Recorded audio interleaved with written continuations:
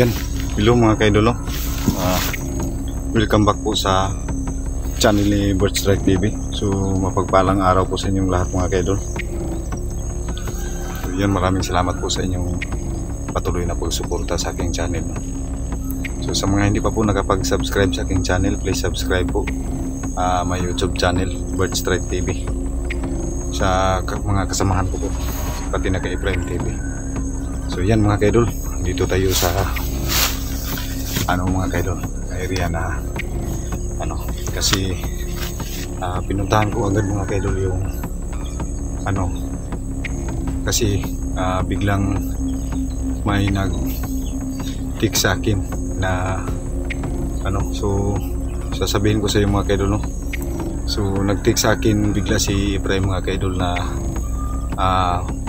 pwede ba daw niya kung pwede ko ba daw puntahan doon sa tinitirhan namin dati, yung dating kubo na tinitirhan ko mga kaidol. So sabi niya andun daw sila doon mga kaidol. So yan, nagmamadali po ako mga kaidol para mapuntahan yung bahay na yon, para matignan ko kung andun ba talaga si Prime. So yan mga kaidol, samahan niyo ako mga kaidol sa gagawin ko ngayon mga kaidol, para malaman kung totoo ba yung sinabi niya na andun siya. So siguro mga kaidol, nagawa niya nakapag-take sa akin, siguro baka na mas-masan si Prime. So malalaman natin yan mga kaidol. So subaybayan niyo lang po mga kaidol yung mga upload ko na video para malalaman nyo o maintindihan nyo kung ano talagang katotohanan ng mga nangyayari. So yan, nandito ko sa area mga kaidol. So dito ako dumaan sa bandang likuran para matignan ko kung yung paligid, kung mayroon bang mga bandido. So hindi tayo dapat magkumpiyansa dito mga kaidol, kasi kaya nga iniwan ko yung bahay na yun mga kaidol, kasi andun sa loob ng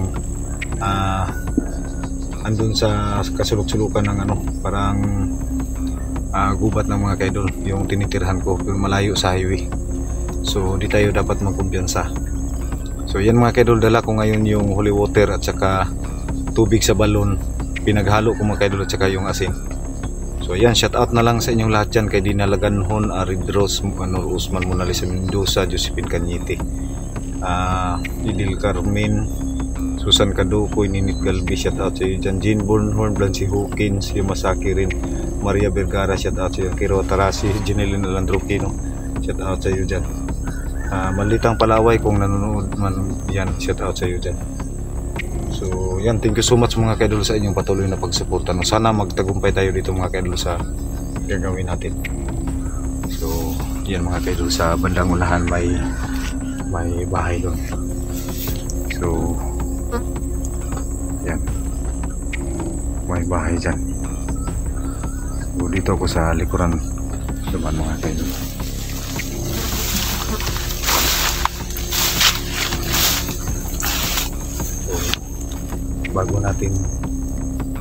Bago tayo makapunta sa bahay mga kaidol, titignan muna natin yung paligid. Ito yung dinadaanan namin dati mga kaidol, na masukal na yung damo. So dito mga kaidol, dati dito kami dumadaan ng mga anak ko pagaling sa school tsaka pag-uwi. So ngayon mga kaidol, kasi baka nagtaka kayo na umalis ako doon. So natuntun kasi yun ng mga bandido yung bahay ko, kaya iniwan ko yun doon para sa kaligtasan ng mga anak ko. So ngayon, ang info sa akin ni Prime, andun siya sa bahay ko ngayon mga kaidol. So titignan natin talaga kung andun ba talaga siya, o di tayo dapat magkapanti, di tayo magkumpiyansa, kasi si Ibrahim pa bago-bago yung pag-iisip. So kung may pagkakataon tayo mga kaidol, painumin natin ng pinaghalong tubig sa balon at saka yung holy water at saka asin. So yun ang gagawin natin mga kaidol, sana mga kaidol. So pagpatuloy natin, dito tayo sa bandang likuran din. So naging masukal na yung area mga kaidol, kasi wala nang dumadaan dito. Tignan natin yung paligid. So dito tayo dadaan. Yan, baka magtaka kayo na may mga maririnig tayo yung ano ng motor. So yung bandang unahan mga kaidol, highway na doon mga kaidol. So yan, titignan natin mabuti. So dito tayo dumaan sa bandang likuran. So sana magtagumpay tayo mga kaidol.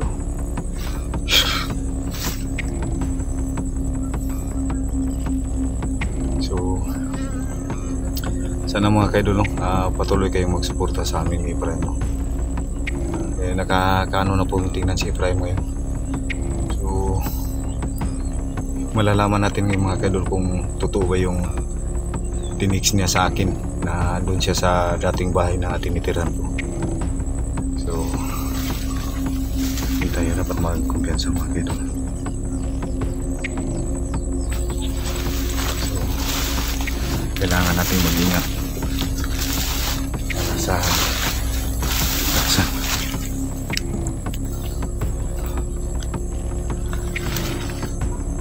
Tatawa yung paligid mga kaidol.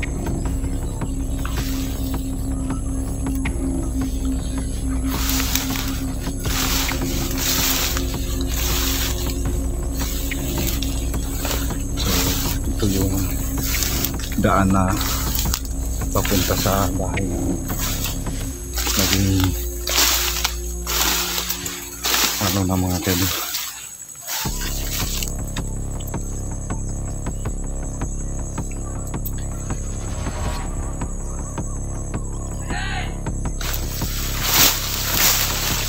Namatay. Kaya di tayo dapat mabuhay sa mga kaidol. May mga bandido pa rin dito kasama si Efraim. So si Efraim na yung dito talaga dapat magkumpiyansa. Kailangan natin magkumpiyansa.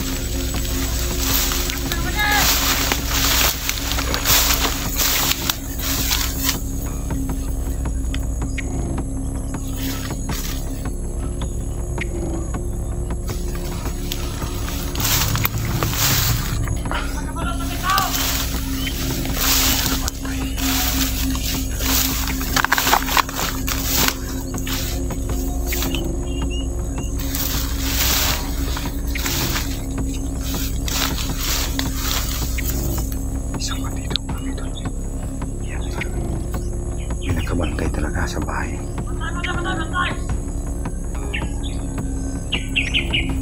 Isa pa dito. Lapitan natin ng kunti. Mahaba yung kanyang dala.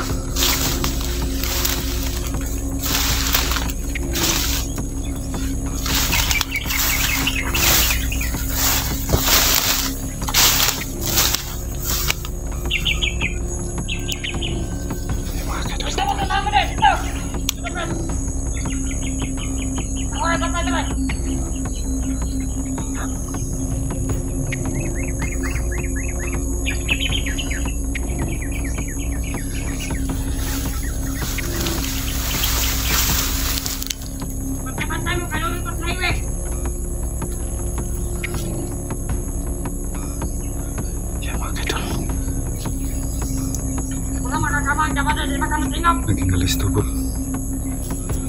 So yung mga kaidol, no?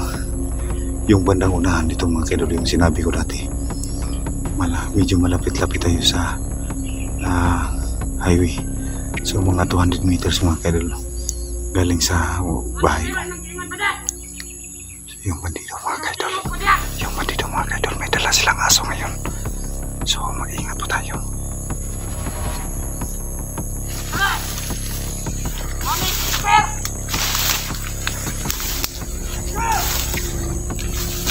Lapitan natin.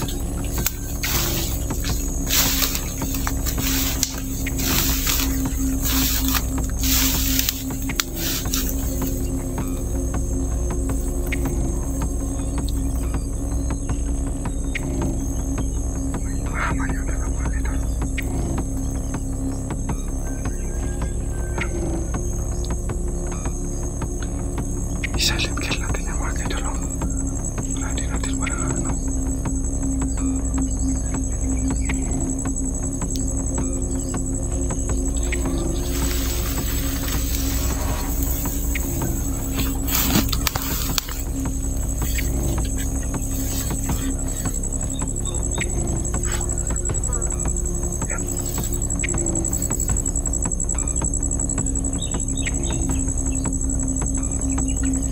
Tatapangin natin yan mga kaidol.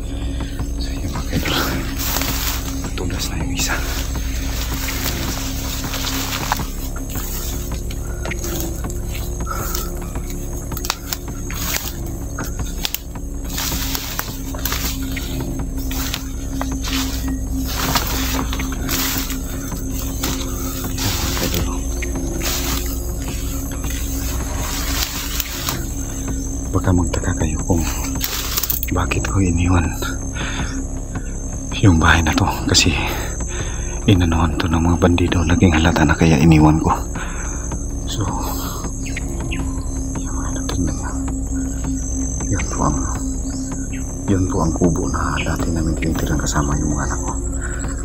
Kaya nakita na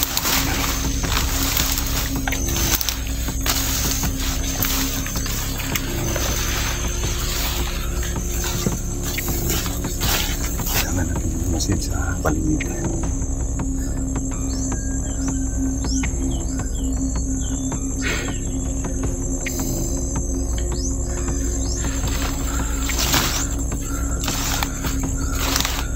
Mula dito mga kaidol.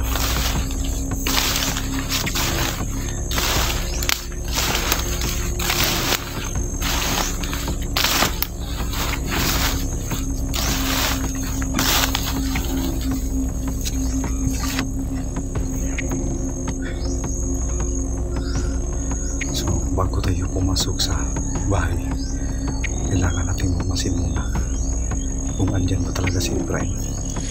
Baka patibong na naman to mga kaidol. So di tayo dapat magkumpiyansa kasi mula pa doon may nakaharang na bandido.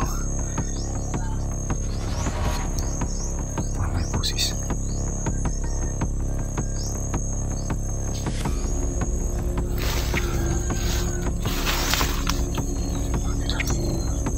May nakabantay yun.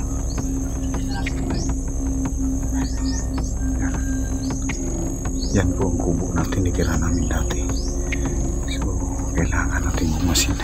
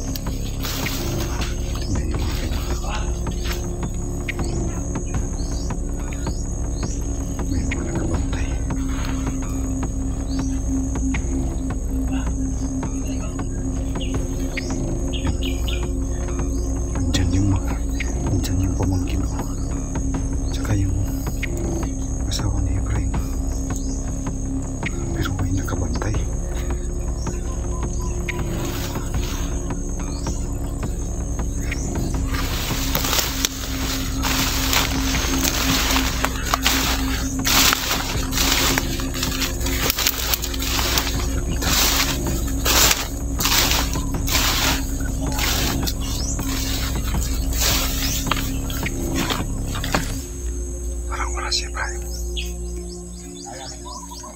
Parang wala si Ibrahim mga kaidol.